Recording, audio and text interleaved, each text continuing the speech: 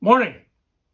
Welcome to the regional finals of the American Legion Oratory Contest here at LCW Legion Post number 10 in Wenatchee, Washington. This contest exists to develop a deeper appreciation for the U.S. Constitution among high school students and to help them pay for college. Since 1983, the American Legion has awarded over $3 million in college scholarships. Before we begin, I ask that you do not applaud until after the contest is completed. We don't want you to sway the judges. I'd also ask that you refrain from taking pictures or recording any video. It would be a good idea if you put your cameras away now until the end of the contest so that there's no temptation to take a picture and also to prevent any accidental picture taking. I would also ask that anyone wearing an alarm-type watch or carrying a pager to please deactivate it now, except doctors, we may need you. Also, please show these kids the respect of only smoking in between speeches.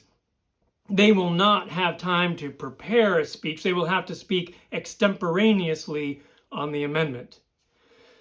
This part of the contest is tough. And I'm not going to make it any easier on these kids. They're smart.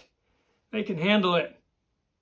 During their speeches, I may challenge them on certain points. I may not. We want to give them an idea of what it will be like when they're arguing in front of the Supreme Court one day. I was very excited that Heidi asked me to be in the show. Though I did think it was like serious responsibility to be representing positive male energy. I feel like I spent so many years refusing to be boxed in gender-wise. I guess I thought of myself as having gender-neutral energy, which, given that I always present myself as male, just seems sort of irresponsibly privileged to me sometimes. Also, I would like to be able to report that I too had a crush on Patrick Swayze when I was younger, like Heidi did, but the truth is, I was more into Mel Gibson. Yeah. I remember really wanting to be him in that movie, The Road Warrior. After the movie came out, I was always talking to my friends about, oh, I'm going to dye this little tuft of hair blonde over my ear, like Mel had in the movie.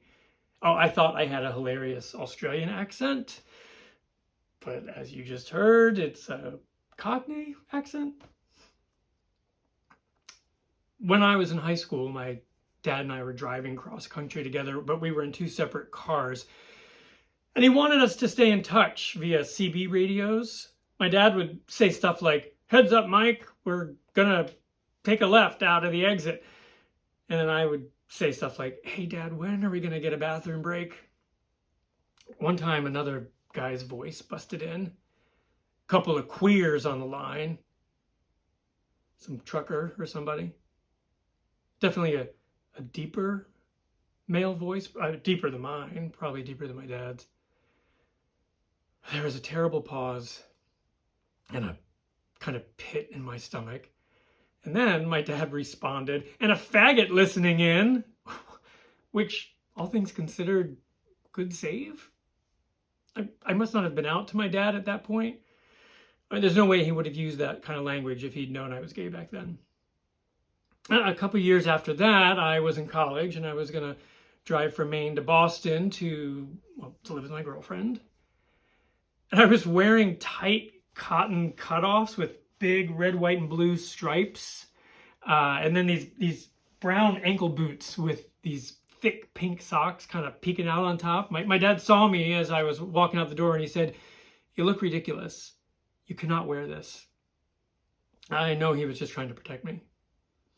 And maybe he had a point, because a couple years after that, I was with four of my friends. I was walking from the Tunnel Bar to a bar that was just called The Bar, wearing black spandex Patricia Field hot pants with these little red velvet hearts on them and polka dots. We passed a group of teenagers, and one of them punched me in the face.